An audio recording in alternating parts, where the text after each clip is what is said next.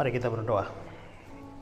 Tuhan, terima kasih untuk pagi hari ini kami boleh kembali lagi berkumpul dan berbakti, dan sekarang mau belajar firman Tuhan. Tuhan menolong kami, berikan kami pikiran yang segar, yang baik, sehingga kami bisa belajar firman dengan baik, mengertinya dengan hati yang penuh sukacita, menemukan kebenaran-kebenaran dalam setiap firman-Mu ya Tuhan. Dan semua pesan praktis di dalamnya, Tuhan berikan kerinduan dan juga kemampuan bagi kami menjadi pelaku firman dalam hidup setiap hari.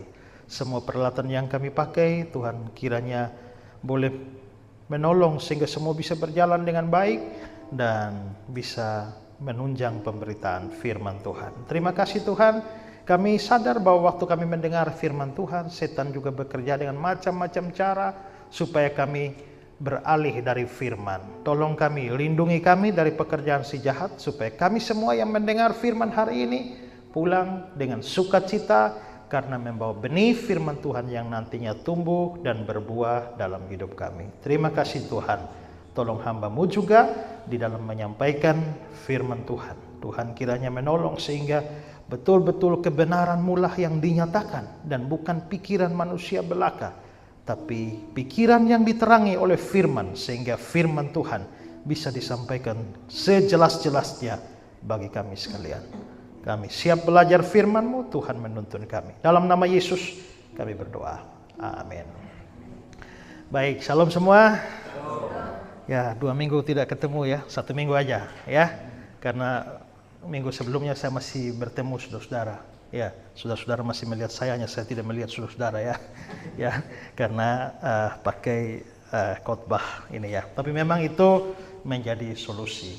Ya, kalau saya ke sini setiap minggu ya, hari ini juga saya khotbah di Kupang ya, tapi dengan khotbah yang sudah disiapkan ya. Dan kualitasnya juga tidak menurun. Jadi kalau saya tidak hadir, tapi tetap memberikan khotbah lewat rekaman yang ada, dan rekaman itu belum ditaruh di mana-mana ya. Jadi tetap adalah khotbah yang baru yang saudara bisa belajar. Ya, tetaplah kerjakan keselamatanmu waktu aku hadir maupun waktu aku tidak hadir. Amin.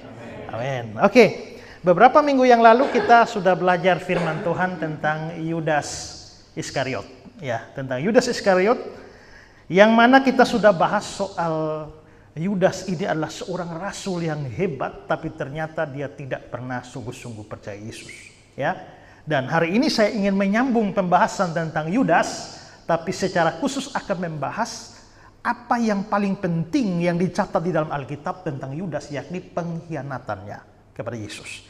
Nah, mari kita lihat teksnya, Matius 26. Matius 26 ayat 14-16, lalu 47-50. Kemudian pergilah seorang dari ke-12 murid itu yang bernama Yudas Iskariot kepada imam-imam kepala. Dia berkata, "Apa yang hendak kamu berikan padaku supaya aku menyerahkan dia kepada kamu?" Mereka membayar 30 uang perak kepadanya. Dan mulai saat itu dia mencari kesempatan yang baik untuk menyerahkan Yesus. Lalu ayat 47. Waktu Yesus masih berbicara, datanglah Yudas, salah seorang dari ke-12 murid itu, dan bersama-sama dengan dia serombongan besar orang yang membawa pedang dan pentung, disuruh oleh imam-imam kepala dan tua-tua bangsa Yahudi. Orang yang menyerahkan dia telah memberitakan tanda ini kepada mereka. Orang yang akan kucium, itulah dia, tangkaplah dia. Dan segeralah dia maju mendapatkan Yesus dan berkata, "Salam Rabi," lalu mencium dia. Tapi Yesus berkata kepadanya, "Hai teman, untuk itukah engkau datang?" Maka majulah mereka memegang Yesus dan menangkapnya. Oke, saudara-saudara, hari ini kita belajar soal pengkhianatan Yudas. Seperti saya bilang sebelumnya, gara-gara Yudas mengkhianat, maka seluruh Yudas di dunia kena dampaknya. Karena ada Yudas yang baik kan? Ya, Yudas itu bukan cuma satu, ada Yudas-Yudas yang baik. Karena nama Yudas itu ya artinya begitu indah ya. Dan Yudas itu bentuk Yunani dari bentuk Ibraninya Yehuda. Ya. Jadi Yehuda itu orang yang baik, ya. Yudas juga orang yang baik. Salah seorang penulis Alkitab Perjanjian Baru itu juga nama Yudas. Surat Yudas itu kan bukan Yudas Iskariot tapi ya. Dan karena itu maka memang Yudas yang satu ini, yang Iskariot ini, dia telah mencemarkan begitu banyak Yudas-Yudas yang lain. Nah, dan dia mencemarkannya melalui pengkhianatannya. Dan hari ini kita mau bahas tentang pengkhianatan ini. Saya mau bahas dua hal hari ini. Pertama, mari kita memahami lebih dalam kisah pengkhianatan Yudas Iskariot. Walaupun semua sudah tahu ceritanya, tapi kita mau melihat dan memahami lebih dalam lagi, ya. Nah, saudara-saudara, seperti saya bilang, sempat saya singgung kali lalu bahwa Injil kita tuh kan ada 4. Matius, Markus, Lukas, Yohanes. Pernahkah saudara berpikir mengapa sampai Injil harus ada 4? Ya, Matius, Markus, Lukas, Yohanes. Nah, Matius, Markus, Lukas, Yohanes itu 4 Injil itu sebenarnya masih terbagi 2 lagi. Yaitu Matius, Markus, Lukas itu di satu sisi, Yohanes di sisi yang lain.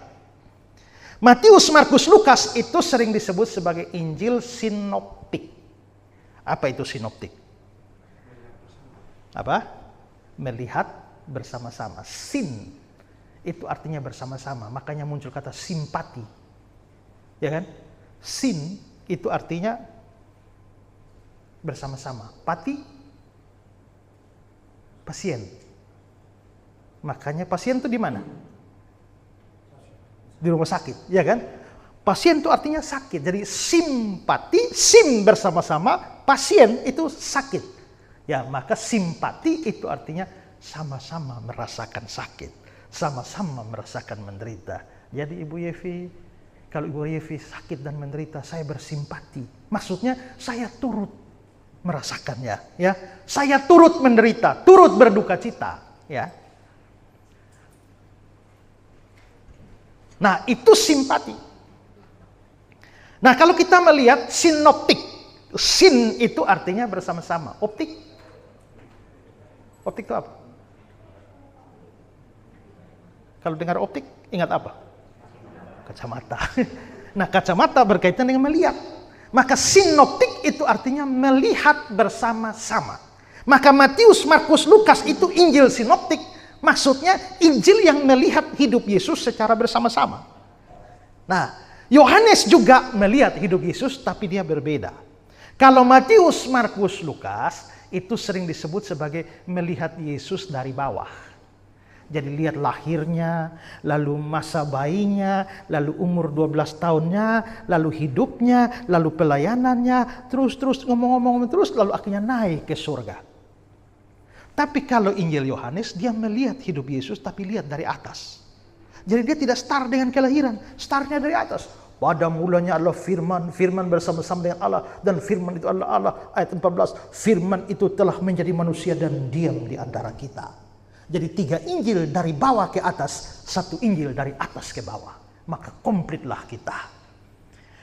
Di dalam studi Injil Matius itu menyoroti Yesus sebagai Raja dan Mesias. Makanya ada cerita-cerita mengapa, coba saudara lihat, mengapa sampai di Markus, Lukas, Yohanes tidak ada cerita tentang orang Majus cari raja baru lahir. Hanya ada di Matius. Karena Matius menekankan Yesus sebagai Raja. Markus, Lukas, Yohanes tidak. Maka mereka merasa tidak perlu mencatat cerita orang Majus mencari raja untuk disembah. Kalau Markus, ya, kalau Matius mencatat Yesus sebagai Raja. Kalau raja ini kan perlu jelas keturunannya dari mana. Ya kan? Silsilahnya dari mana? Kalau begitu, mana silsilah Yesus? Maka Matius catat silsilahnya. Tapi karena Matius ditujukan pada orang Yahudi, silsilahnya mentok paling atas Abraham. Setelah Abraham tidak ada silsilahnya. Kalau Markus mencatat Yesus sebagai hamba. Kalau hamba itu untuk melayani. Makanya tidak ada yang peduli kapan sih seorang hamba lahir, ulang tahunnya kapan, lahir di mana, ya, papanya siapa, mamanya siapa, tidak peduli.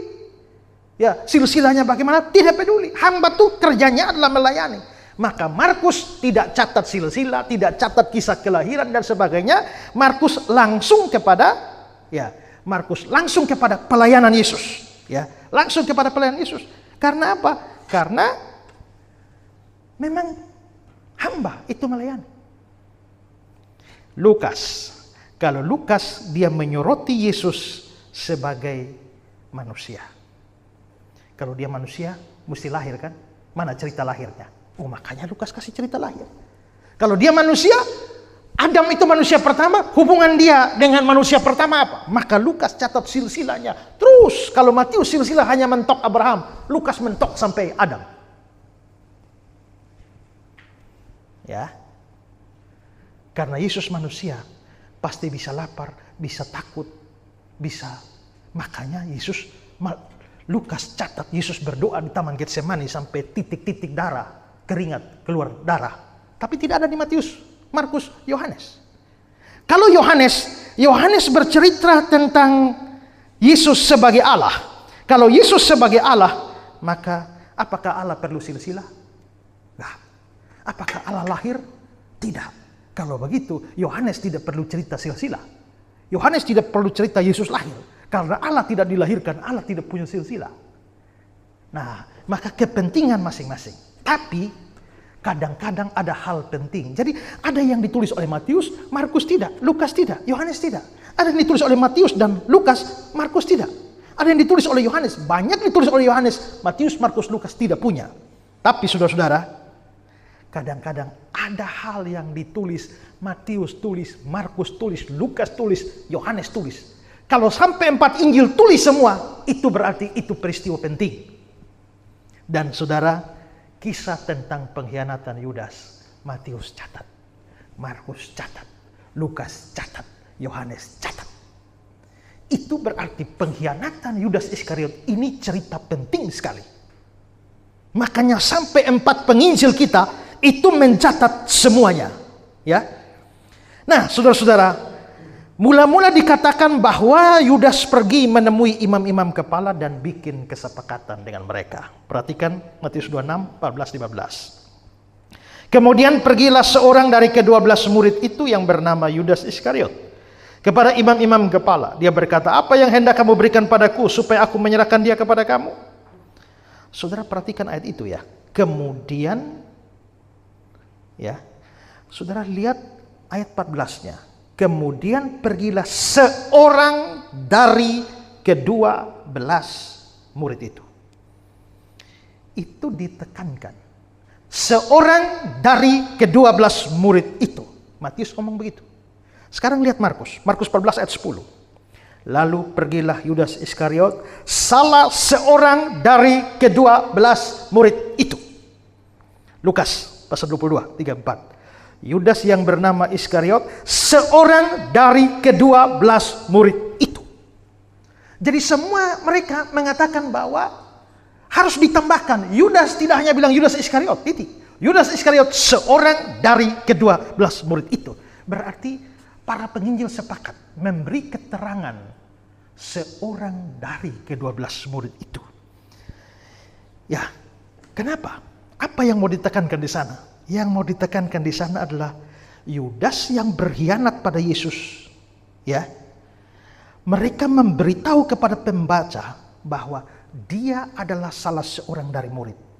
Dia rasul, dia orang yang rohani, dia orang kalangan Yesus, dia orang dekat Yesus, dan dia berkhianat. Pesan yang mau mereka sampaikan adalah orang yang kelihatan paling rohani sekalipun, itu bisa membuat kejahatan yang paling besar. Ya, seorang yang kelihatan paling rohani seperti Yudas, seorang yang mempunyai jabatan tinggi dalam agama seperti Yudas yang adalah salah seorang murid atau salah seorang rasul, seorang yang kelihatan begitu dekat dengan Yesus karena pergi kemana-mana dengan Yesus, diajar oleh Yesus, ikut pelayanan dengan Yesus, ternyata bisa membuat sebuah kejahatan besar. Maka para penginjil ini sebenarnya mau menginformasikan atau mau memberitahu kepada kita bahwa ingatlah bahwa seorang dengan kedudukan besar dalam agama bisa merupakan penjahat yang paling besar. Jadi jangan berpikir bahwa kalau dia orang kelihatan rajin gereja, ya rajin pelayanan, dia pasti hidup suci, dia pasti hidup benar. Belum tentu. ada banyak penjahat besar yang sebenarnya adalah orang-orang yang terlihat begitu dekat Yesus. Ada banyak penjahat besar yang sebenarnya mempunyai jabatan di dalam agama yang begitu tinggi. Ya, perhatikan kata-kata Henry. Henry bilang begini, kalau di antara 12 orang saja sudah ada satu yang jahat, maka tentu saja kita tidak bisa mengharapkan adanya suatu masyarakat yang sepenuhnya murni di tempat di seberang surga ini. Maksudnya di dunia ini. Ya, kita nggak bisa mengharapkan. Walaupun itu seharusnya. Karena itu saudara-saudara, berhati-hatilah bahwa dalam perkumpulan-perkumpulan yang kudus sekalipun memungkinkan ada jenis Yudas di sana. Ya, di dalam gereja yang kelihatan begitu wah dan hebat pun tetap memungkinkan ada penjahat di sana, ada Yudas di sana. Bahwa berhati-hatilah bahwa di sekitar saudara mungkin ada Yudas. Tapi yang lebih harus diwaspadai adalah berhati-hatilah supaya Yudas itu bukan kau. Ya kan? Yudas itu memang ada, tapi jangan sampai kamu. Ya. Nah, karena itulah ini ditekankan ya. Mesti berhati-hati. Perhatikan lagi satu kata-kata Henry. Perhatikan. Semakin tinggi jabatan yang dipegang manusia dalam posisi keagamaan, dan semakin dalam mereka mengusahakannya dan melayani di dalamnya, semakin besar pula kesempatan yang mereka punyai untuk berbuat jahat, jika hati mereka tidak benar di hadapan Allah. Jika Yudas bukanlah seorang rasul, dia tidak mungkin menjadi seorang pengkhianat. Ya kan? Jadi orang semakin tinggi jabatannya dalam agama, kalau orangnya tidak benar, itu bahaya. Kita tidak salah menjadi tinggi dalam jabatan agama atau bertumbuh di dalam agama secara luar biasa sepanjang hati kita benar. Tapi kalau hati tidak benar, jabatan makin tinggi, itu bahaya untuk menjadi penjahat. Oke, kalau orang hatinya benar, waktu miskin dia aman ya. Waktu ekonomi agak naik aman ya. Waktu kaya aman ya. Waktu kaya raya tetap aman ya. Tapi kalau orang hatinya tidak benar, waktu miskin dia bisa bikin banyak kejahatan untuk menutupi kemiskinannya.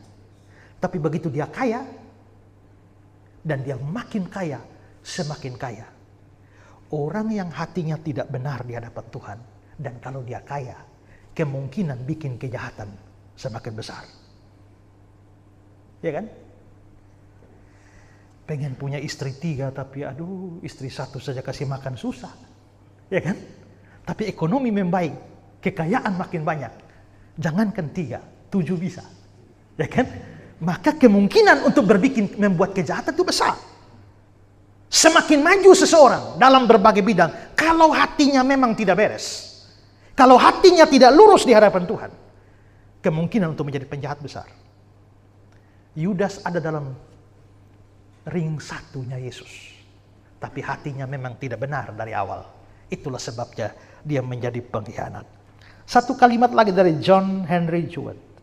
Tuhan kita dikhianati oleh seorang murid, seorang dari 12 murid. Pukulan datang dari salah seorang dari rumah tangganya sendiri. Setan lebih senang mendapatkan satu orang dari lingkaran dalam daripada 1000 orang yang mengaku sebagai sahabat dari dunia. Ya, setan suka menghantam satu orang dalam daripada 1000 orang luar. Nah, ini menarik. Ya, karena itu kalau saudara adalah orang Kristen, terutama orang Kristen yang sungguh-sungguh, orang Kristen yang aktif di dalam gereja, di dalam pelayanan, saudara harus waspada. Setan lebih senang menjatuhkan saudara daripada orang-orang di luar-luar yang tidak terlalu peduli dengan agama. Ya. Apakah saudara waspada dalam menjaga diri? Lewat doa, saat teduh, belajar firman. Dengan apakah seorang mudah mempertahankan kelakuan yang bersih? Dengan menjaganya seturut dengan firman. Berarti belajar firman itu menolong. Berjaga-jagalah dan berdoalah supaya kamu jangan jatuh ke dalam pencobaan. Berarti doa itu juga penting. Maka belajar firman Tuhan dan berdoa senantiasa itu menolong sama dengan jaga diri. Karena semakin dekat kita dengan Tuhan, setan semakin menyerang kita. Jadi jangan pikir makin dekat Tuhan, setan makin takut. Nah, setan makin berani. Coba, waktu Yesus mau pelayanan, Yesus selama 30 tahun, Yesus itu tidak melayani. Kan Yesus lahir, lalu dicatat di Injil Lukas umur 12 tahun di Bait Allah. Setelah itu hilang kan? Tidak ada cerita lagi. Tiba-tiba muncul 30 tahun minta dibaptis. Pertanyaannya, Yesus umur 13 sampai 29 di mana? Makanya Anand Krishna bilang Yesus merantau ke India, belajar Hindu di sana, lalu menjelang umur 30 baru kembali. Nicholas Notovix dalam bukunya The Lost Years of Jesus berkata bahwa Yesus pergi mengembara sampai di Tibet dan tinggal di di tempat-tempatnya rahib-rahib Buddha di Tibet, belajar Buddha di sana. Katanya ada data dokumen dalam perpustakaan di pegunungan Himalaya, lereng pegunungan Himalaya. Seorang bernama Yesus belajar Buddha di sana, baru menjelang 30 tahun baru datang. Itu omong kosong itu ya. Karena Yesus dikenal sebagai Jesus of Nazareth. Yesus orang Nazaret. Dia pergi ke kampungnya dan pergi mengunjungi rumah ibadah seperti yang biasa dia lakukan. Kalau Yesus besar di India, bukan Yesus of Nazareth. Jesus of Hindustan. Jesus of Himalaya. Mestinya kan begitu. Umur 30 minta masuk pelayanan. Mengapa harus umur 30? Yesus tidak bisa tampil sebelum umur 30. Harus 30. Kenapa? Karena di perjanjian lama, imam-imam Lewi bertugas umur 30. Maka Yesus juga bilang, saya imam, tugas imam, maka mulai 30. Imam dalam perjanjian lama, waktu mulai harus ditabiskan dengan minyak sebagai simbol Roh Kudus. Tapi Yesus dibaptiskan dan makanya Roh Kudus turun ke atas dia. Yesus siap melayani. Begitu Yesus siap melayani, habis dibaptis, langsung dibawa roh, dicobai iblis. Jadi begini, kalau Yesus saja iblis cobai dan serang, apalagi Esra. Ya kan? Kalau iblis saja, kalau Yesus saja diserang, apalagi Pak Frans, apalagi Ibu Ratna, apalagi Ibu Agustina. Semua kita ini tidak ada apa-apa dibanding Yesus. Kalau bos kita saja diserang, apalagi kita. Tapi mengapa dia serang Yesus? Karena kalau dia bisa bikin Yesus dosa satu kali saja, kita semua masuk neraka. Karena kalau Yesus sampai berdosa satu kali, dia sudah tidak bisa jadi juru selamat. Kan juru selamat mana bisa berdosa? Kalau juru selamat berdosa, juru selamat juga masuk neraka. Maka kalau Yesus sampai ubah batu-batu jadi roti, selesai kita semua. Makanya semakin penting seseorang di dalam kerajaan Allah, iblis pasti akan mengarahkan anak panah terbaik untuk menyerang orang itu. Ya, makin dekat Tuhan, jangan mengharapkan jalan tol. Ya, makin dekat Tuhan, harapkanlah bahwa banyak kesulitan bisa datang dalam tanda petik dan persiapkan diri. Ya. Nah, dikatakan bahwa setelah kesepakatan dengan Yudas, imam-imam kepala itu merasa gembira. Markus 14. Mereka sangat gembira waktu mendengarnya dan mereka berjanji memberikan uang kepadanya. Kenapa mereka gembira? Imam-imam ini. Karena sekian lama mereka sudah berusaha mencari cara tangkap Yesus, bunuh Yesus. Bagaimana caranya? Tidak tahu caranya bagaimana. Pucuk dicinta ulam tiba. Seorang murid dari kalangan dalam datang menawarkan jasa. Saudara pikir begini ya. Kenapa para imam yang mau menangkap Yesus sekian lama tidak pernah berpikir untuk menyuap Yudas?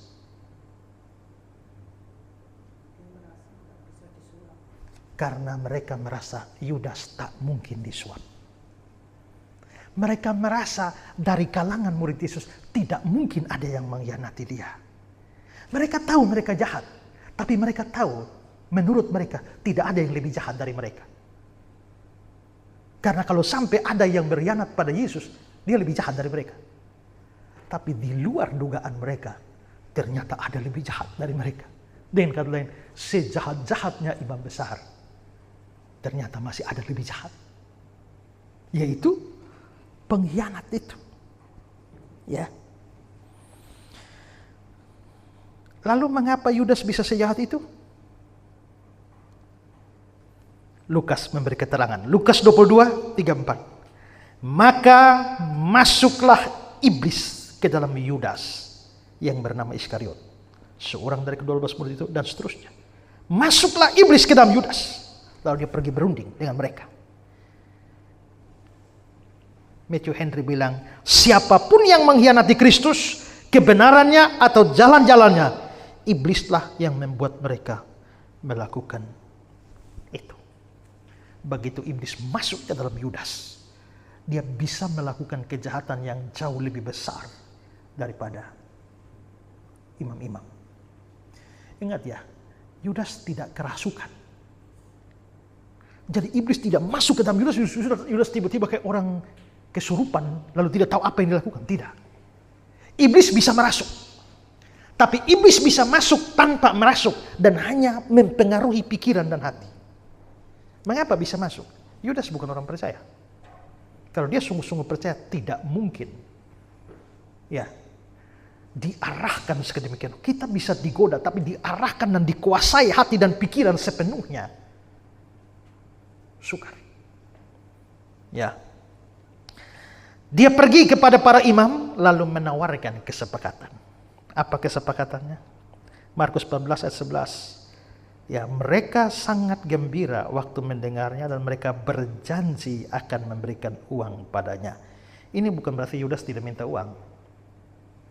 Ya, di bagian Injil yang lain dia minta dan mereka sepakat kasih dia. Ya, memberi uang kepadanya. Berapa jumlah uangnya?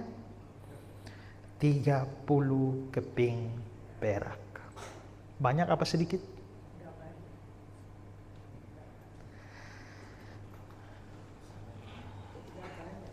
Waktu Abraham mau masuk ke Mesir, ya, atau mana tuh ya, Abimelek, kan Abraham takut ya.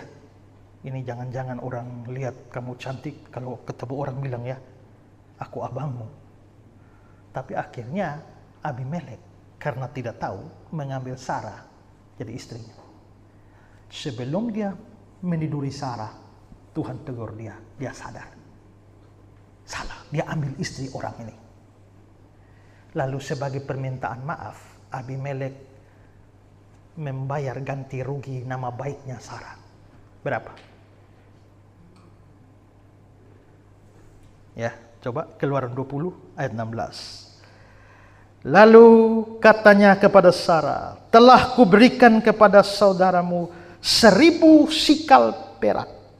Itulah bukti kesucianmu bagi semua orang yang bersama-sama dengan engkau. Maka dalam segala hal engkau dibenarkan. Nama baik Sarah dihargai 1000 sikal perak. Yesus nyawanya harganya 30. Berarti nama baik Sarah itu begitu jauh lebih tinggi dari nyawa seorang Yesus. Di dalam masyarakat perjanjian lama dan juga perjanjian baru masa itu, ada satu sistem yang tidak pernah bisa dihapuskan, yaitu perbudakan. Makanya orang bisa punya budak. Ada pasar budak. Ada bisnis budak. Jadi kalau saya punya duit banyak, saya beli 1, 2, 3, 4, 5 ini, saya lihat kurus-kurus begini, saya kasih makan yang bagus, ya. Kasih cas dulu, sudah bagus badannya, saya bawa ke pasar budak, jual lagi, harga bisa 2-3 kali lipat. Dan budak itu, jadi yang di Alkitab bilang, hamba Tuhan, hamba Yesus Kristus, itu terjemahan Indonesianya kurang kuat. Bukan hamba, tapi budak. Dulos. Dan seorang budak itu adalah seorang yang tidak mempunyai harga diri. Apa beda meja dengan budak?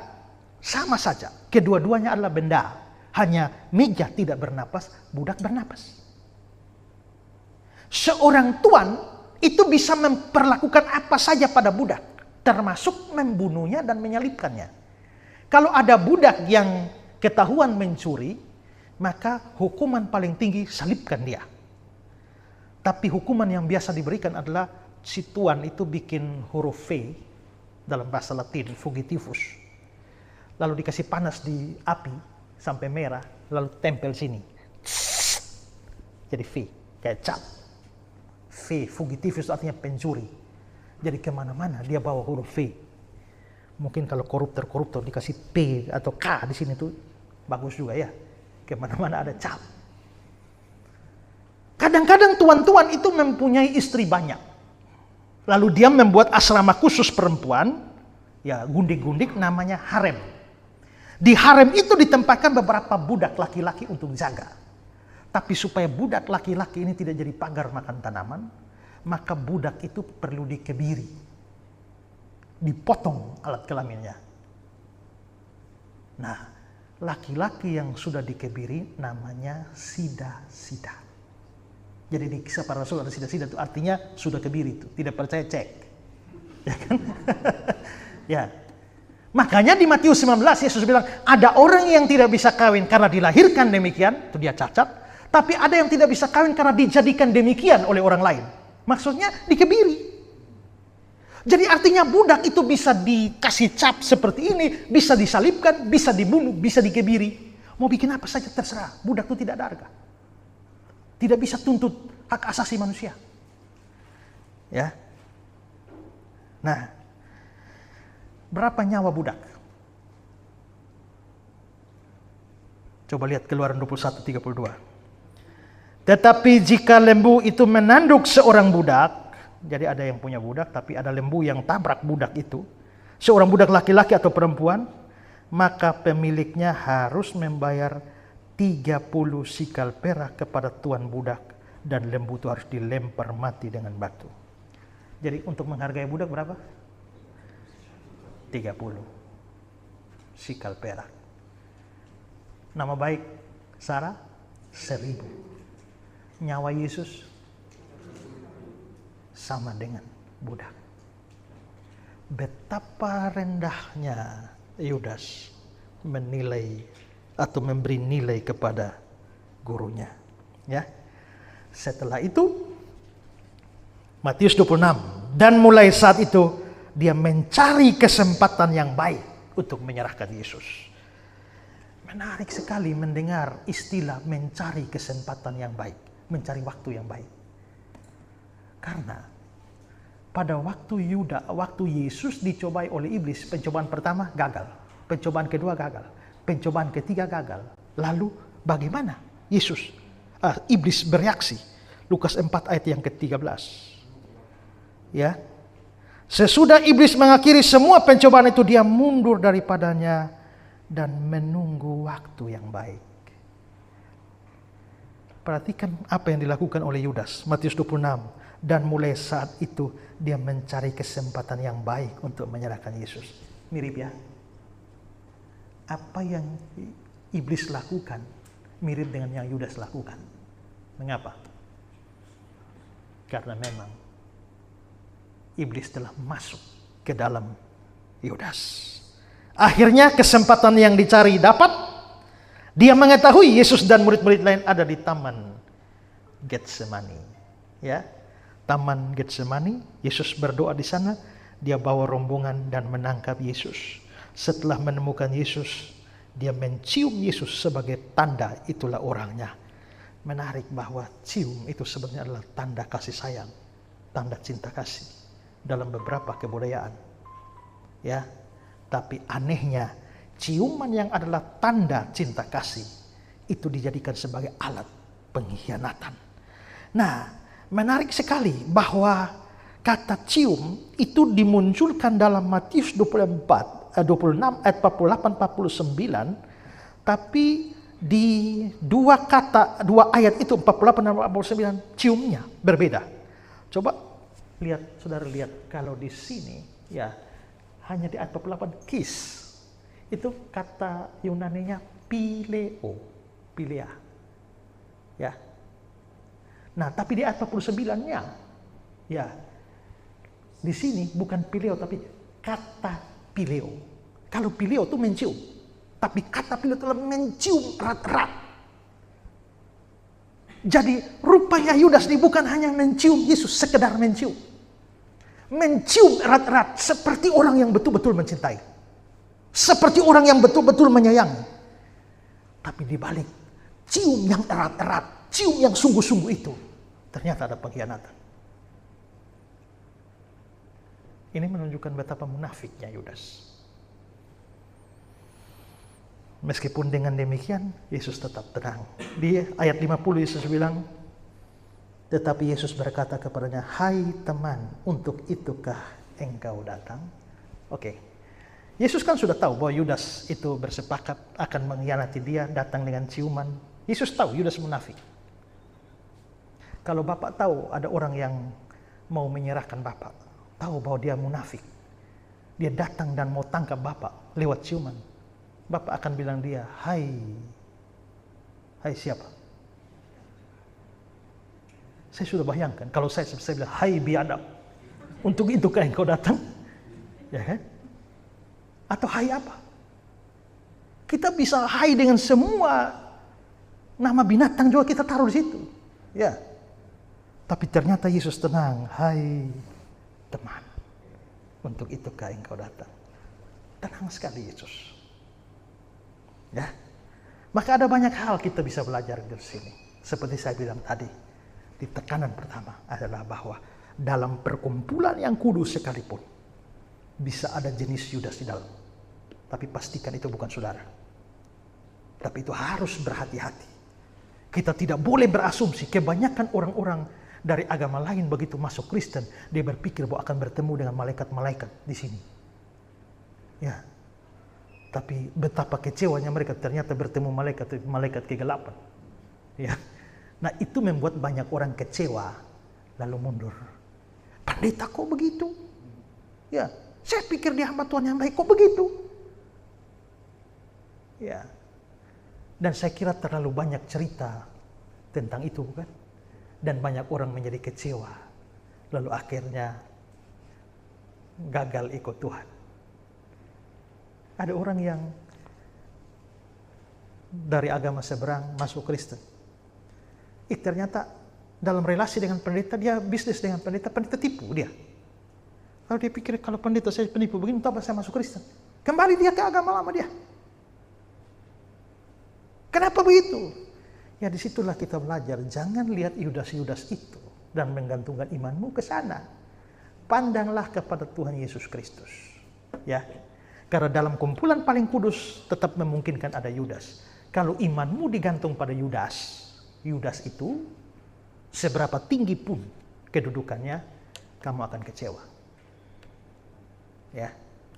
Yang pasti hamba Tuhan kaliber macam apapun tetap bisa mengecewakan dan bisa melakukan kejahatan besar. Yang pasti Tuhan Yesus tidak seperti itu. Ya. Jadi ikut Yesus. Ya. Dulu saya waktu masuk sekolah teologi pertama kali hari pertama kebaktian pembukaan semester, ada seorang pengkhotbah di situ, dan hari ini saya ingat khotbahnya sudah 20-an tahun ini. Dia khotbah sederhana, Yesus memanggil murid-murid, mari ikutlah aku, kamu akan kujadikan penjala manusia. Lalu dia bilang, dia bahas kata demi kata, mari, ini adalah undangan bukan undangan dari lurah, bukan undangan bupati, wali kota, gubernur, presiden, undangan dari Tuhan sendiri, mari. Kedua, ikutlah aku. Banyak orang jadi Kristen tapi tidak ikut Yesus. Yang diikut pendetanya, yang diikut gerejanya, yang diikut denominasinya, yang diikut aliran teologianya, tapi Yesusnya tidak dia ikuti.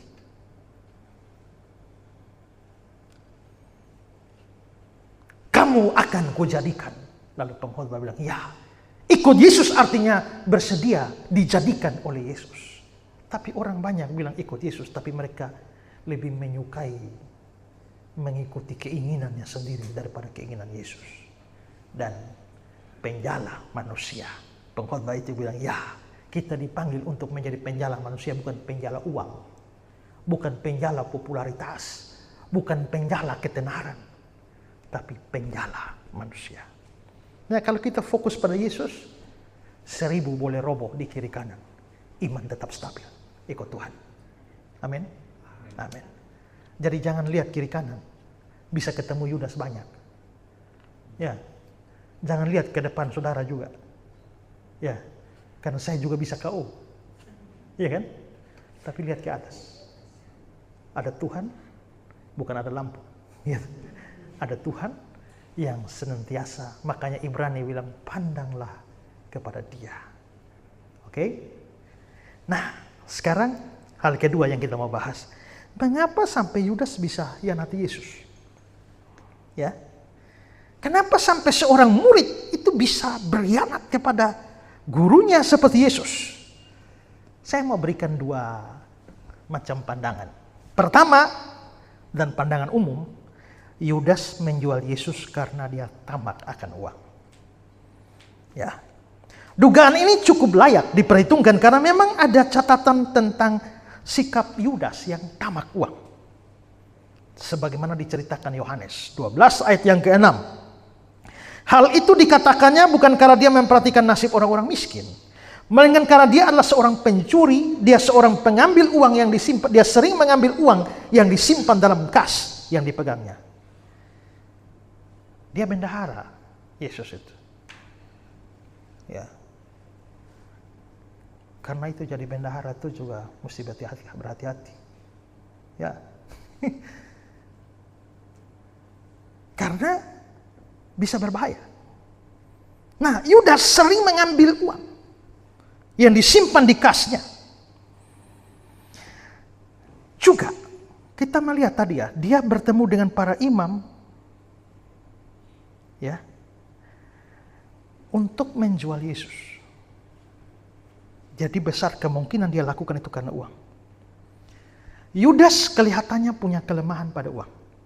Iblis masuk ke dalam dia. Perhatikan, iblis itu pintar.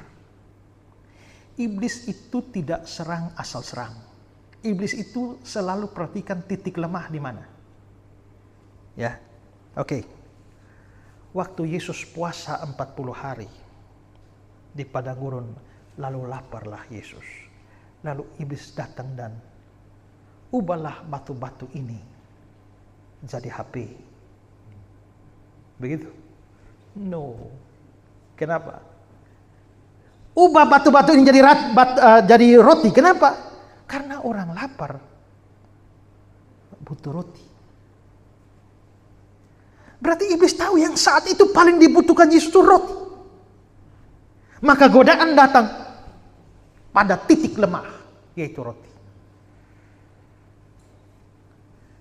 Kalau saudara, iblis tahu saudara itu mata duitan, dia akan serang saudara dengan segala macam hal yang berkaitan dengan uang.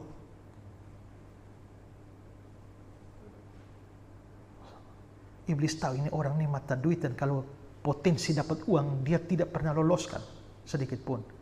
Maka iblis akan mengatur supaya tawaran mendapatkan uang terjadi pada hari Minggu. Ya kan? Maka orang tidak akan tutup toko. Hari Minggu dia tabrak terus. Kalau iblis tahu orang ini kelemahannya ini pada seks, dia akan mengatur sehingga godaan yang datang itu dalam kaitan dengan seks. Karena itu berpotensi untuk menjatuhkan lebih besar. Kalau Tuhan, ini lemahnya nih pada minum mabok, maka dia akan mengatur semua. Mantan-mantan peminum mabok semua ya, dan masih aktif juga diarahkan sampai datang semua. Itu godaan paling besar. Iblis tahu titik lemah. Dan rupanya Yudas ini kelemahannya uang. Sering mengambil uang di kasnya. Iblis sudah tahu itu kelemahannya.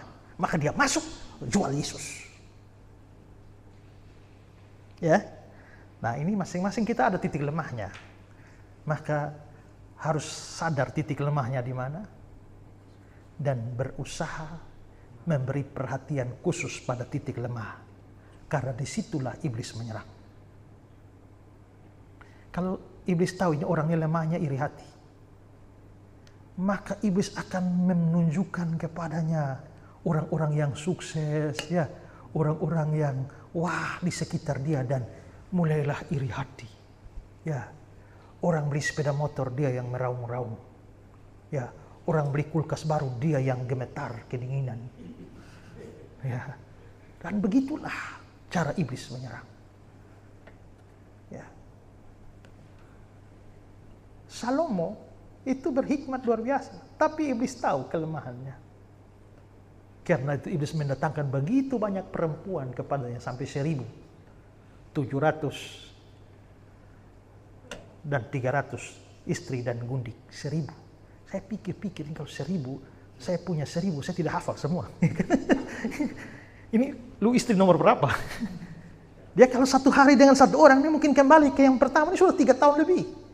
Salomo itu adalah belum pernah terpecahkan rekor orang yang mempunyai mertua terbanyak di dunia. Ya, tapi gara-gara itulah dia hancur pada masa tua. Di masa muda dia penuh hikmat, makanya tulis kitab Amsal. Penuh dengan cinta, makanya dia tulis Kidung Agung. Tapi akhirnya jatuh dan hancur. Orang Kupang bilang jatuh raroso, ya, hancur. Maka bangun lalu melihat segala sesuatu sia-sia. Akhirnya tulis kitab Pengkhotbah, segala sesuatu sia-sia. Nah itu begitu. Karena itu hati-hati. Ya. Nah, perhatikan di Matius 26 ayat 15 tuh ya. Ia berkata, apa yang hendak kamu berikan padaku? Kata-kata ini menunjukkan bahwa Yudas menjual Yesus untuk mendapatkan sesuatu dari imam-imam. Dan itu adalah uang. Henry bilang, apa yang hendak kamu berikan padaku?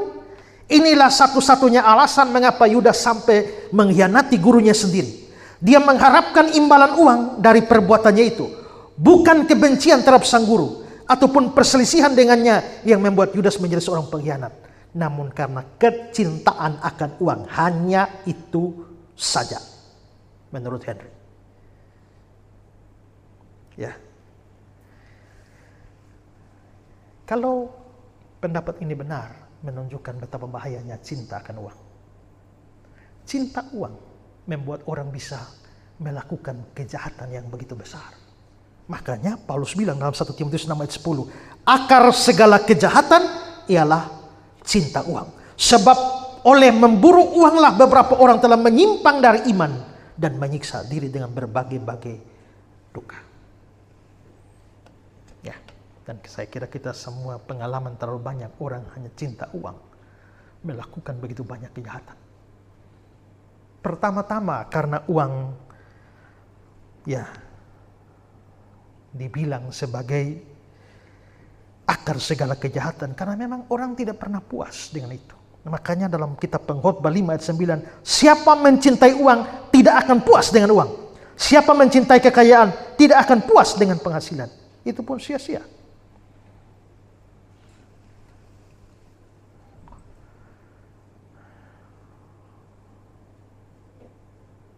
Orang bilang itu seperti orang tamak, itu seperti minum air laut.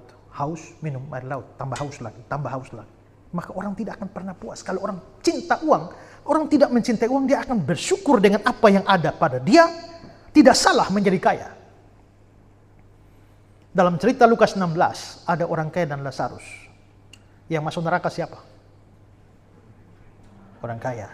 Yang masuk surga? Lazarus yang miskin. Tapi ingat, yang miskin-miskin jangan senang dulu seolah-olah akan masuk surga, ya kan? Tapi yang kaya jangan takut dulu, bahwa jangan-jangan saya masuk neraka, karena di surga Lazarus ketemu siapa? Abraham. Abraham di dunia kaya atau miskin? Kaya. Berarti di surga ada orang kaya seperti Abraham, ada orang miskin seperti Lazarus. Maka memungkinkan di neraka ada orang kaya seperti si orang kaya Lukas 16, tapi juga ada banyak orang miskin juga masuk neraka. Sudah di dunia miskin, mati masuk neraka lagi. Sial amat dia. Karena penentu surga neraka tentu saja bukan kekayaan, ya. Tapi kita bisa melihat bahwa ya tidak salah menjadi kaya, tapi yang menjadi persoalan itu adalah cinta akan uang. Demi uang orang membunuh, demi uang orang menipu, demi uang orang mencuri, termasuk curi kolekte. Itu dulu pernah cerita di GKIN Pusat Revival Kupang itu. Bingung kita. Tiap minggu ada orang komplain, Pak, minggu lalu kan kita selalu setiap minggu kasih print persembahan yang masuk itu. Ini. Jadi kalau ada orang yang kasih persembahan, terus dia lihat nama dia kok nggak ada. Minggu ini dia komplain, Pak, minggu lalu saya masukkan 2 juta, kok nggak ada. Minggu berikut lagi, kok 5 juta, kok nggak ada. Sampai saya tanya ini bendara hampir mengundurkan diri. Karena merasa ini kok kita sudah dituduh seperti Yudas. Ya. Karena hilang terus. Ada apa ini kok hilang ini? Satu kali kebaktian, begitu pulang kebaktian langsung seorang ibu bilang, aduh Pak, jantung saya hampir copot. Kenapa? Waktu Bapak doa berkat, saya lihat ada orang yang ambil kotak persembahan itu ambil duitnya. Siapa? Maaf Pak, saya tidak bisa kasih tahu. Kok ibu lihat, kok ibu tidak mau kasih tahu? Itu namanya melindungi pencuri. Tapi dia mati-matian tidak mau kasih tahu. Itu kotak pembangunan. Ya, akhirnya saya suruh mereka pasang kamera tersembunyi dari balik bunga-bunga, diarahkan ke kotak. Panitia pembangunan datang buru-buru mau kunci itu kotak. Untuk apa kunci lagi ya? Kalau kau kunci kita tidak dapat pencurinya, buka saja. Nah, pas kebaktian begitu ya. Diamat kamera. Begitu selesai kebaktian mereka bilang tangkap. Ya. Ternyata koster penjaga gereja. Dan begitu jemaat semua bangkit berdiri, arahkan hatimu kepada Tuhan, semua kan tutup mata, buka tanganmu, terima berkat. Dan dia langsung akan masukin, simpan kembali. Amin. Kita tangkap dia waktu itu. Dan dia menyangkal dari sakunya itu dikeluarkan begitu banyak amplop. Lalu diinterogasi. Tiap minggu ambil kira-kira berapa? Ya antara 5 sampai 10 juta. Setiap minggu. Waktu itu ketua panitia langsung tempeleng dia. Saya tahan, cegah. Tapi setelah pulang saya menyesal. Saya harusnya tambah 1. Ya kan? Tapi itu terjadi. Artinya bayangkan bahwa duit kolektor pun orang bisa. Sudah di dalam kotak loh. Bisa diambil keluar tuh. Pantas koster atau penjaga gereja penampilannya lebih hebat daripada para gembala. Ya kan? Oh bayangkan ini koster penjaga gereja, saya sakit, dia yang datang naik taksi, turun bawa buah-buah semua. Wih, hebat amat kau. Ternyata duit kolektor. Hanya karena cinta uang orang bisa melakukan kejahatan apapun. Dan berapa banyak pendeta? Ya. Justru menipu begitu banyak dan memperkaya diri sendiri. Uang yang seharusnya diberikan jemaat dengan tulus untuk pelayanan, digunakan untuk kepentingan diri sendiri. Ya, saya dengar cerita bahwa ada satu gereja yang setiap tahun memberangkatkan kira-kira 30 pekerja semua tur Israel. Itu program rutin. Dari mana? Dari kolekte. Kalau mau pergi tur ya pergi sendiri pakai uang sendiri. Masa jemaat memberikan uang begini banyak untuk pelayanan lalu dipakai jalan-jalan? Kalau 1-2 orang mungkin ya untuk supaya hamba Tuhannya punya wawasan lebih ya kita biayai dia, oke lah. Tapi ini semua sampai penerima tamu semua tuh berangkat semua. Maka semua rajin pelayanan. Karena berpeluang tur, ya. Nah, karena uang itu bisa bahaya, ya. Dan justru kelemahan, dosa paling menyolok dari guru-guru palsu, nabi-nabi palsu, itu Alkitab mengatakan itu uang. Coba lihat Mika 3 ayat 5. Beginilah firman Tuhan terhadap para nabi yang menyesatkan bangsaku, dan apabila mereka mendapat sesuatu untuk dikunyah, maka mereka menyerukan damai. Oh Tuhan memberkati, damai sejahtera bagimu. Yang penting ada yang dia kunyah, ya kan? Ada yang masuk mulutnya, ya. Tetapi terhadap orang yang tidak memberi sesuatu ke dalam mulut mereka, maka mereka menyatakan perang. Oh Tuhan murka kepada engkau, Tuhan tidak akan memberkati engkau, Tuhan kutuk engkau. Tapi coba kalau kau kasih apa yang dikunyah, dia kasih berkat terus. Dia khotbah ini hanya berkat melulu dari ujung ke ujung. Tuhan memberkati engkau dari ladang sampai tempat tidur semua keluar, ya kan? Nah, 2 Petrus 2 ayat 3. Dan karena serakahnya Guru-guru palsu itu akan berusaha mencari untung dari kamu dengan cerita-cerita isapan jempol mereka. Mereka mencari untung dari kamu dengan cerita-cerita isapan jempol. Maka jangan heran, dalam kekristenan cerita paling aneh pun bisa terjadi. Bolak-balik naik ke surga. Sebelum turun dari surga, Simon Petrus masih tahan minum kopi dulu. Kan? Ngopi dulu dengan Petrus, baru datang. Dan banyak orang percaya. Ya.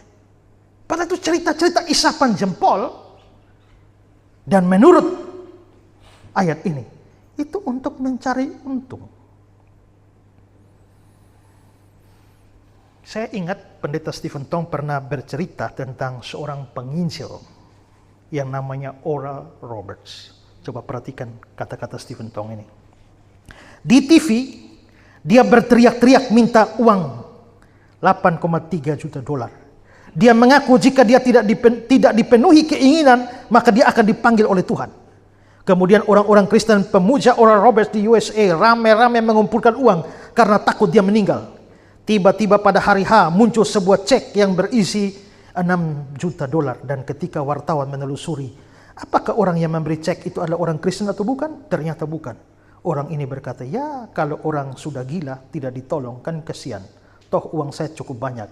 Nanti kalau orang itu bunuh diri kan kasihan. Kalau tidak dapat sekian juta $, Tuhan akan cabut nyawanya. Jadi kalau tidak, itu cerita lengkapnya sebelum tiap hari berteriak di TV. Ya, sebelum terkumpul dia berteriak terus, nanti Tuhan akan cabut nyawa saya. Semua orang mencintai dia, tidak mau dia dicabut nyawanya. Maka mereka sumbang.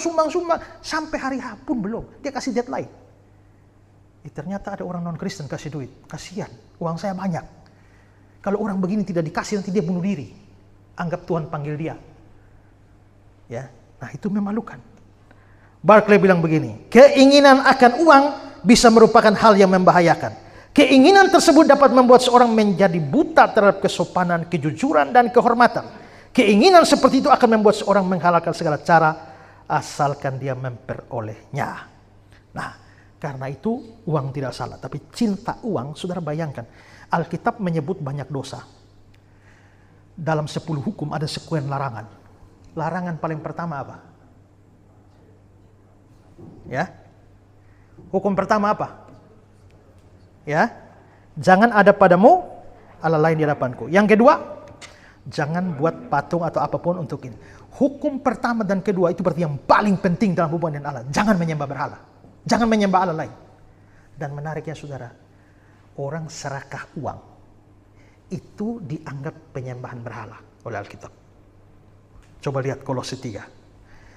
Karena itu matikanlah dalam dirimu segala sesuatu yang duniawi, yaitu percabulan, kenajisan, hawa nafsu, nafsu jahat, juga keserakahan yang sama dengan penyembahan berhala. Efesus 5 ayat 5. Karena itu ingatlah baik-baik, tidak ada orang sundal, orang cemar, orang serakah, artinya menyembah berhala. Jadi keserakahan itu dianggap levelnya dengan penyembahan berhala. Ya. Itu artinya sebuah dosa yang besar. Karena itu memang mengantisipasi semua ini adalah penting merasa puas dengan apa yang Tuhan beri. Merasa puas tidak berarti bahwa kita tidak bisa berusaha. Malah harus berusaha. Berusaha menjadi kaya juga tidak salah, sepanjang motivasinya benar. Saya bisa berusaha bekerja keras jadi kaya, supaya kekayaan saya itu bisa memberkati pekerjaan Tuhan. Saya bisa berguna bagi orang lain, bagi keluarga dan lain-lain. Ya, tapi lebih daripada itu, rasa cukup itu ada. Ya, makanya Paulus bilang dalam 1 Timotius 6, memang ibadah itu kalau disertai rasa cukup memberi keuntungan yang besar. Sebab kita tidak membawa sesuatu apa ke dalam dunia ini, kita pun tidak dapat membawa apa-apa keluar. Asal ada makanan dan pakaian cukuplah. Tapi mereka yang ingin kaya terjatuh dalam pencobaan, ke dalam jerat, ke dalam berbagai-bagai nafsu yang hampa, mencelakakan, yang menenggelamkan manusia ke dalam keruntuhan dan kebinasaan. Karena akar segala kejahatan ialah cinta uang, sebab oleh memburu uanglah beberapa orang menyimpang dari iman, menyiksa dirinya dengan berbagai-bagai duka. Ibrani 13 ayat 5. Jangan kamu menjadi hamba uang. Cukupkanlah dirimu dengan apa yang ada padamu, dan seterusnya. Kalau saudara merasa diri saudara ada potensi untuk cinta uang, dan mau melakukan apa saja asal dapat duit. Hati-hati. Itu titik seperti Yudas. Ya. Oke, sekarang yang kedua. Yang kedua, pandangan ini mengatakan Yudas menjual Yesus karena konsep mesianik yang salah. Jadi pandangan ini mengatakan tidak. Yudas menjual Yesus bukan karena masalah duit. Ya. Alasannya begini. Kalau Yesus itu dikejar dan dicari oleh imam besar, Yesus itu target man-nya. Yudas tidak sebodoh itu untuk menjual orang yang menjadi target man dengan harga serendah itu. Kalau Amerika cari Osama bin Laden, coba bayangkan berapa harga yang ditawarkan. Cari itu bom Bali dulu tuh ya, Nurdin M. Tok dan kawan-kawan itu berapa duit yang ditawarkan. Yesus ini menjadi target para imam untuk diselesaikan. Dan mestinya Yudas tidak sebodoh itu untuk hanya meminta uang sedikit. Mestinya mahal. Tapi ada yang bilang, ya walaupun sedikit, namanya orang sudah cinta uang, sedikit pun dia sikat. Seperti kata Amsal. Ya, untuk sekerat roti orang membuat pelanggaran. Orang rela buat pelanggaran walaupun hanya sekerat roti. Keuntungannya sedikit, tapi pelanggaran dibuat. Terjemahan Indonesianya, ya, ada juga hakim yang mau berlaku curang hanya untuk mendapatkan sedikit uang. Pandangan ini juga mengatakan kalau memang Yudas jual Yesus karena uang, mengapa belakangan kok buang uangnya? Di Matius 27, ya. Lalu dia mengembalikan uang yang 30 perak itu kepada imam-imam kepala dan tua-tua. Kalau memang buat cari uang, kenapa kembalikan? Tapi jawabannya mungkin karena sudah menyesal. Tapi jelas pandangan ini mengatakan bukan karena uang. Kenapa? Begini. Sebelumnya sudah saya jelaskan. Semua murid Yesus berasal dari Galilea. Yudas satu-satunya murid yang berasal dari Yudea. Karena dari Iskariot. Waktu itu, semua wilayah itu menjadi provinsi Romawi. Galilea itu provinsi nomor 2. Tapi Yudea itu provinsi nomor 1. Berarti murid yang lain itu dari provinsi kelas 2. Yudas itu dari provinsi kelas 1. Dan Barclay memberikan pendapat bahwa Keriot asalnya Yudas itu di Yudea itu adalah pusatnya partai garis keras Yahudi namanya Selot. Partai Selot itu adalah partai, nanti kalau kita lihat baca sejarah, kenapa sampai Yerusalem hancur tahun 70 dibasmi oleh orang Yahudi, orang Romawi. Sampai bait Allah hancur semua itu semua gara-gara orang Selot. Orang Selot itu partai garis keras. Mungkin FPI-nya Yahudi. Ya. Mereka itu semua orang Yahudi menantikan Mesias. Sejak kapan mereka menantikan Mesias? Sejak mereka dibuang di Babilonia, Irak sana. Dalam rangka menantikan pulangnya mereka, nabi-nabi bicara tentang akan datang Mesias yang beri kelepasan, Kristus yang akan beri kelepasan. Jadi mereka sudah bayangkan kalau Kristus atau Mesias datang, Mesias itu akan menolong mereka mengusir orang Roma. Soalnya mereka sudah terlalu capek dijajah oleh bangsa lain. Bayangkan, habis dijajah oleh Asyur, pindah ke Babilonia. Habis dijajah oleh Babilonia, lalu datang Media Persia. Habis Media Persia, ganti Yunani. Habis Yunani, ganti Romawi. Kok terus saja di bawah bangsa lain? Kapan? Kalau Mesias datang, Mesias akan membasmi seluruh penjajah, membawa Israel sebagai pioner atau pemimpin dunia. Mereka harap Mesias begitu. Karena itu kalau sampai ada orang yang menonjol dalam masyarakat, ini jangan-jangan dia. Makanya Yohanes Pembaptis muncul di padang gurun, mulai berkhotbah, banyak orang sudah tertarik kan? Maka para imam itu utus, tanya, engkaukah dia? Apakah engkau Mesias? Karena Yohanes cukup karismatik. Jadi pokoknya siapa saja menonjol dalam masyarakat, langsung curiga, itu Mesias. Yohanes menonjol, mereka datang. Engkaukah Mesias itu? Yohanes bilang, membuka tali kasutnya saya tidak layak. Saya pikir Yohanes orang rendah hati ya. Kalau semua orang sudah harap Mesias, lalu melihat Yohanes karismatik, Engkaukah Mesias itu? Lalu Yohanes bilang, engkau sendiri mengatakannya. Oh, sudah selesai. Dia akan dinobatkan jadi Mesias. Sudah tahu ada ayat di mana mereka mau habis Yesus bikin banyak mujizat, mereka mau paksa Yesus jadi raja. Kenapa ini Mesias? Dari semua orang itu mengharapkan Mesias. Tapi mayoritas orang Yahudi mengharapkan Mesias politis. Hanya kaum minor yang punya prinsip Mesias rohani. Salah satu kaum minor itu adalah orang tua Simeon dan Hana, yang waktu lihat bayi Yesus, dia memuji Tuhan, sekarang mataku telah melihat keselamatan. Roh Kudus beritahu dia akan melihat Mesias. Dia sekarang terbit terang dari Israel untuk bangsa-bangsa. Dia kaum minor melihat Mesias rohani, tapi semua Mesias politis. Semua Mesias politis. Jadi, kalau Yudas berasal dari sana, kemungkinan Yudas ini punya pengaruh selot besar. Maka Yudas pasti ikut Yesus dengan harapan Yesus akan membasmi ini penjajah Roma semua. Dan bayangkan kalau Yesus sudah jadi basmi penjajah Roma, Yesus akan naik pada puncak kekuasaan. Kalau Yesus jadi raja, 12 orang jadi apa? Kabinet ini. Ini kabinet ini. Sebelum itu terjadi, Yakobus dan Yohanes sudah tahu. Maka kasih tahu mamanya, bujuk Yesus. Ya, kalau engkau sebagai raja, izinkan anakku satu di kiri, satu di kanan. Semua menginginkan, hanya Yakobus dan Yohanes keduluan. Maka marahlah ke 10 murid yang lain. Kenapa marah? Karena mereka juga mau. Ya kan? Jadi bayangkan murid-murid ini masih punya konsep Mesias politis. Sampai Yesus mau naik ke surga pun pikirannya masih sama. Ya kan? Waktu Yesus mau naik ke surga mereka bilang, Guru, Tuhan, kapankah engkau memulihkan kerajaan bagi Israel? Tuhan Yesus bilang, kapan itu urusan Tuhan? Kau pergilah. Ya. Beritakan Injil ke seluruh dunia. Jadi konsepnya Mesias. Nah, tapi untuk Yudas pengaruhnya lebih besar. Karena dia datang dari provinsi kelas 1. Pengaruh selot. Jadi Yudas ini kelihatannya ikut Yesus dengan tujuan politis. Tapi sepanjang 3 tahun ikut Yesus, ada gejala Yesus melawan Roma? Tidak ada. Ada gejala dia melakukan pemberontakan?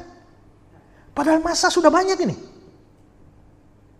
Yesus ini bukannya usir Roma, malah usir setan. Ya kan? Urus orang sakit, orang miskin, orang lapar. Kapan gerakan politisnya? Kayaknya Yesus ini kalau begini-begini nggak bergerak. Yesus harus diperhadapkan pada satu situasi. Diam, mati, atau serang. Jadi bagaimana? Jual dia. Jual dia, dia pasti akan ditangkap. Dan kalau ditangkap, dia tidak mungkin berdiam diri. Kalau tangkap dia, dia akan berikan perlawanan. Kalau dia berikan perlawanan, seluruh pengikutnya itu akan bangkit. Maka revolusi terjadi. Jadi Yudas mau menempatkan Yesus pada posisi yang dia inginkan. Dan itulah sebabnya uang itu hanya sebagai basa-basinya saja. Makanya 30 keping perak no problem lah. Karena bukan tujuannya uang. Tujuannya menaruh Yesus pada posisi supaya dia bergerak. Supaya revolusi terjadi. Dan dia jual Yesus. Harapan dia setelah jual Yesus, Yesus akan bangkit dan melawan. Bukannya melawan, malah serahkan diri. Dan keputusannya disalibkan. Dia lawan? Tidak. Yudas salah perhitungan. Yudas salah langkah. Dan Yesus akhirnya diputuskan hukum mati. Dalam penyesalan yang hebat dan kekalutan karena salah langkah. Dia akhirnya pergi menggantung dirinya. Dia menjual Yesus bukan karena benci Yesus. Dia jual Yesus bukan karena mau cari uang. Dia jual Yesus hanya mau supaya Yesus seperti yang dia inginkan. Tapi ternyata Yesus tidak seperti yang dia inginkan. Yang dia tidak sadar. Kenapa Yesus menyerahkan diri? Karena Mesias harus mati. Mesias harus mati itu tidak pernah dimengerti oleh semua orang Yahudi. Makanya Yesus beritakan Mesias akan mati. Tiba-tiba Petrus bangun dan dia menegur Tuhan, kiranya Allah akan menjauhkan itu daripada engkau. Karena tidak ada dalam pikiran orang Yahudi mana Mesias akan mati. Semua akan pikir Mesias akan menang lawan Roma. Ya. Nah, kalau itu yang terjadi, ya, maka sebenarnya kesalahan Yudas adalah dia ingin memanfaatkan Yesus untuk ambisi-ambisi pribadi dan ambisi-ambisi politisnya. Hari ini ada banyak orang ikut Tuhan, tapi seolah-olah ikut Tuhan. Bukan ikut maunya Tuhan, tapi dia mau memanfaatkan Tuhan untuk kepentingan pribadi. Ada banyak orang melayani Tuhan untuk kepentingannya. Ada banyak orang ikut Tuhan, memanfaatkan Tuhan supaya kaya. Memanfaatkan Tuhan supaya sukses. Memanfaatkan Tuhan supaya sembuh. Memanfaatkan Tuhan supaya populer.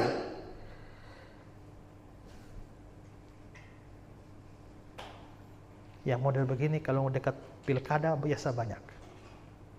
Ya. Sejarah mencatat betapa cita-cita dan ambisi pribadi kalau dipaksakan dengan menghalalkan segala cara, akhirnya hanya mengundang tragedi. Ya, karena itu jangan pernah mencoba membuat Yesus seperti yang kau ingini, tapi membuat dirimu seperti yang Yesus ingini. Ya, Barclay bilang begini, tragedi Yudas adalah bahwa dia menolak untuk menerima Yesus sebagaimana adanya dan mencoba untuk membuat dia menjadi seperti yang ia inginkan. Kita tidak pernah bisa menggunakan dia untuk tujuan-tujuan kita. Kita harus tunduk untuk digunakan untuk tujuan-tujuannya. Tragedi Yudas adalah tentang seorang yang mengira bahwa dia lebih tahu dari Allah. Menyedihkan memang kalau ini kemungkinan benar. Ada dua kemungkinan mengapa Yudas jual Yesus. Pertama karena uang, dan kedua karena motif yang baru saja saya jelaskan. Kita mungkin tidak tahu pasti mana yang benar, tapi di antara kemungkinan-kemungkinan ini kita bisa menarik pelajaran penting seperti yang diberikan oleh Barclay. Kita bisa saja merasa jijik terhadap Yudas. Akan tetapi marilah kita memikirkan kembali ketamakan, iri hati, ambisi, keinginan dominan untuk hidup dengan cara kita sendiri. Berbedakah kita dengan Yudas? Inilah hal-hal yang membuat Yudas mengkhianati Yesus. Dan inilah hal-hal yang masih bisa membuat orang pada masa kini mengkhianatinya. Karena itu, ikut Tuhan. Kehendak Tuhan laksanakan, ku tanah liat kau penjunan, jadikan aku sesukamu, aku menunggu di kakimu. Lagu Tuhan. Yang mau katakan, saya ikut Tuhan, terserah Tuhan mau bagaimana pada saya. Bukan terserah saya. Karena saya yang ikut Tuhan, bukan Tuhan yang ikut saya. Hari ini orang beragama, tapi seolah-olah Tuhan harus ikut dia. Tuhan harus layani dia. No. Kita yang ikut Tuhan, kita yang layani dia. Tuhan memberkati kita.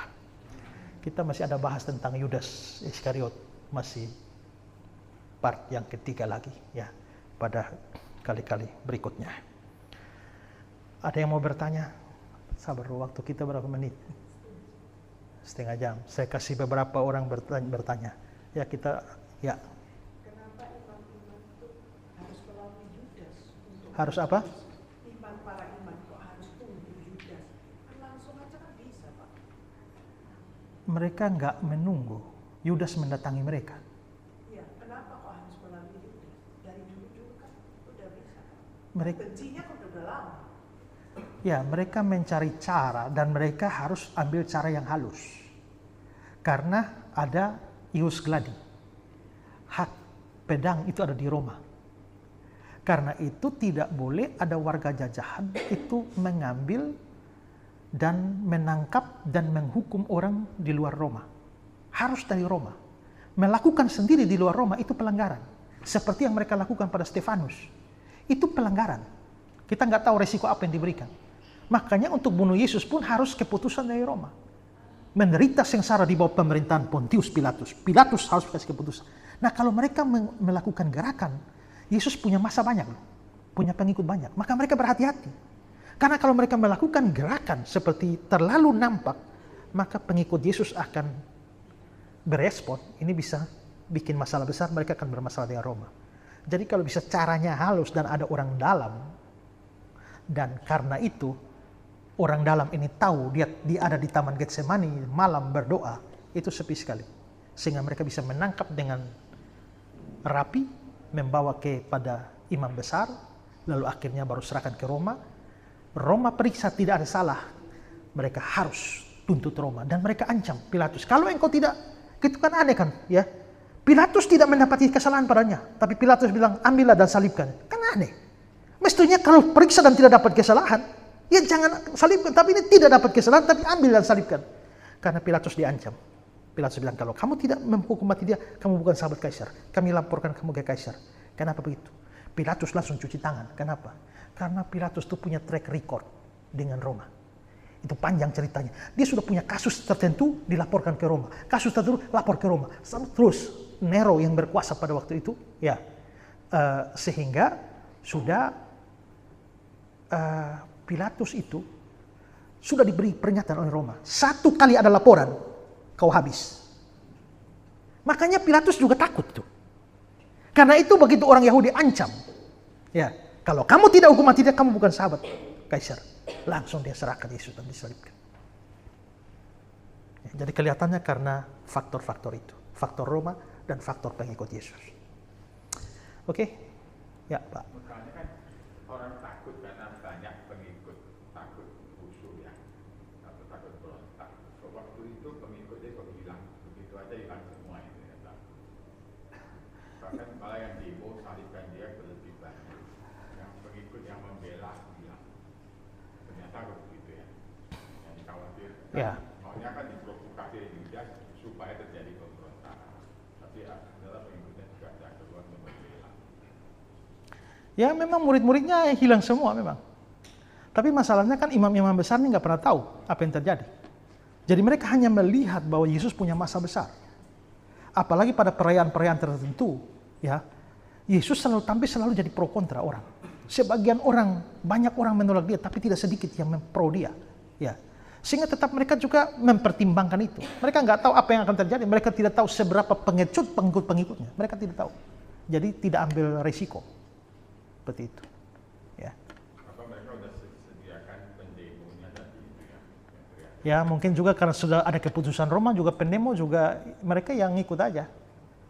Mengambil resiko. Jadi rupanya pengikutnya ini juga, ya kalau aman mereka ikut. Tapi kalau begitu tidak aman, ya lebih baik lawan. Apakah pendemo tadi yang teriak salibkan dia itu memang orang yang tadinya sudah benci juga? Atau memang karena dibayar? Mungkin saja dibayar, tapi kita tidak ada data Alkitab tentang itu. Ya, tidak ada. Kalau Yesus dibayar untuk bersaksi bahwa dia tidak bangkit atau mayat dicuri, ya itu eksplisit. Tapi bahwa demo, tidak. Karena ya mereka itu terjadi di Yerusalem ya. Adalah aneh memang bahwa dia baru masuk Yerusalem dan semua berteriak, Hosana, Hosana. Tiba-tiba besok, salibkan dia, salibkan dia. Aneh sekali. Kenapa bisa cepat berubah? Orang yang sama atau memang Ya, kontranya yang ya. Nah, kita tidak dapat data tentang itu. pro itu biasanya Ya. takut. Apalagi kalau partai garis keras sudah di situ, ya. Ya, Pak. Nah, tadi bicara masalah Pontius Pilatus ya. Pontius Pilatus itu bukan seorang gubernur, Pak, ya. Gubernur. Ya, seorang gubernur dan dia punya kuasa, ada otoritas, dan dia sudah menyatakan bahwa aku tidak menemukan orang ini bersalah. Ya. Lalu dia cuci tangan. Ya. Pertanyaan saya, lalu dia cuci tangan sehingga Yesus salib itu, dia berdosa apa enggak? Pasti berdosa. Berdosa, Pak, Ya. Terima kasih. Ya. Jangan sampai ada. Nanti apa yang terjadi dengan Pilatus sebelum itu, nanti pada akhirnya setelah pembunuhan Yesus, dia dipanggil pulang ke Roma.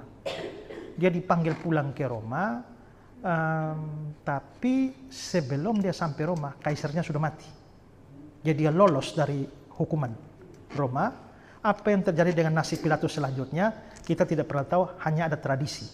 Tradisi pertama mengatakan bahwa dia akhirnya, pertama itu dia begitu rasa bersalah dengan keputusan mati untuk Yesus, dan dia selalu dihantui dengan bayangan Yesus sampai akhirnya jadi gila. Jadi gila dan bunuh diri. Itu tradisi pertama. Tradisi kedua mengatakan bahwa dia pada akhirnya diinjili oleh mantan anak buahnya yang prajurit yang di Kaisarea. Ya, prajurit di Kaisarea, sehingga akhirnya Pilatus dan istrinya itu menjadi Kristen dan mereka bergabung dengan gereja Koptik Mesir, dan sampai hari ini ada perayaan tanggal yang ditetapkan untuk perayaan gereja Koptik Mesir untuk Santo Pilatus. Mana benar? Ya, cuma tradisi. Itu. Tradisi ya bisa bertentangan. Ya. Kenapa Pilatus bisa takut dilaporkan bukan sahabat Kaisar, karena kan dituduh bahwa Kristus itu adalah pemberontak. Tapi kalau dia tidak menemukan, dia bisa bertahan ya dengan itu. Tapi ternyata dia cuci tangan pun, artinya dia kan sudah menyatakan dia tidak menemukan, lalu membiarkan tetap melaksanakan yang melaksanakan cara Roma juga, pakai cara Roma yang melaksanakan juga. Ya. Secara hukum tetap dia bersalah kan, secara hukum dia telah menghukum orang yang dia sendiri menyatakan tidak bersalah, tapi dia melakukan hukuman itu.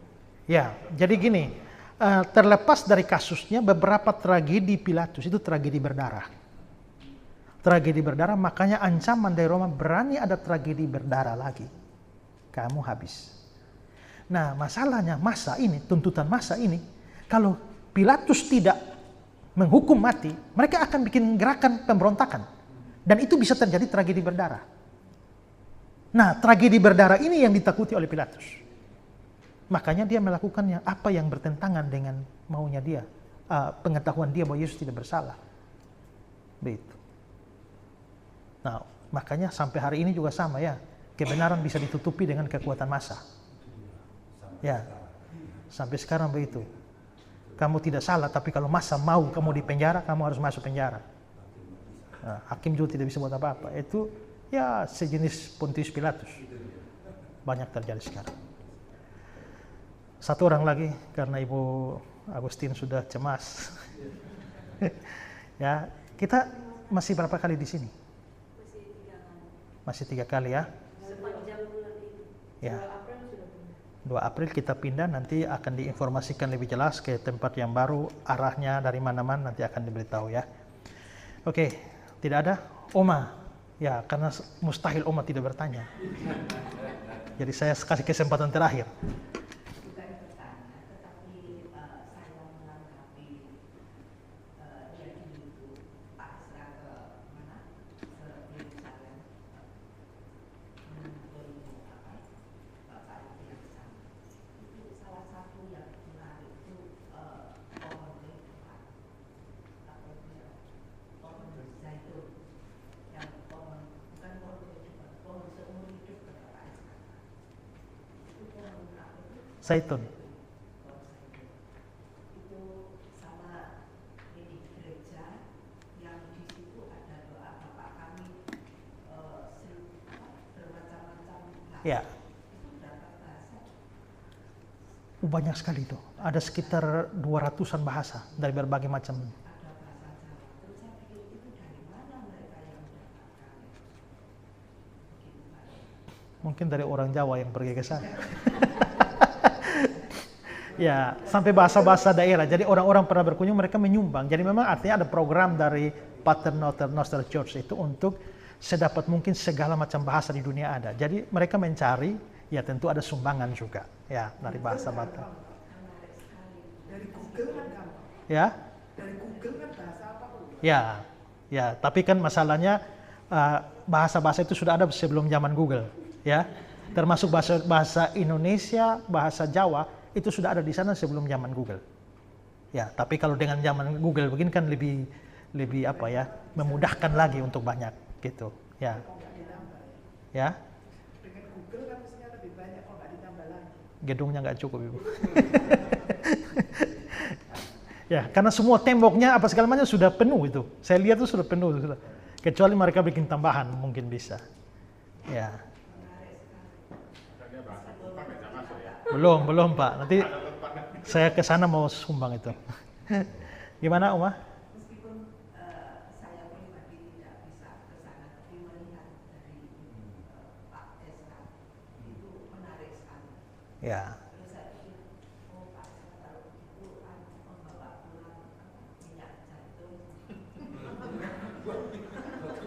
Saya bawa nanti 2 minggu lagi saya kasih Oma 1 botol ya Oma ya.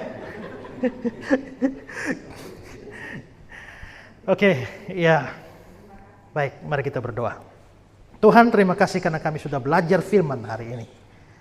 Nah, biarlah kami makin mengerti firman Tuhan dan menolong kami betapa pentingnya menjaga hati kami dalam ikut Tuhan.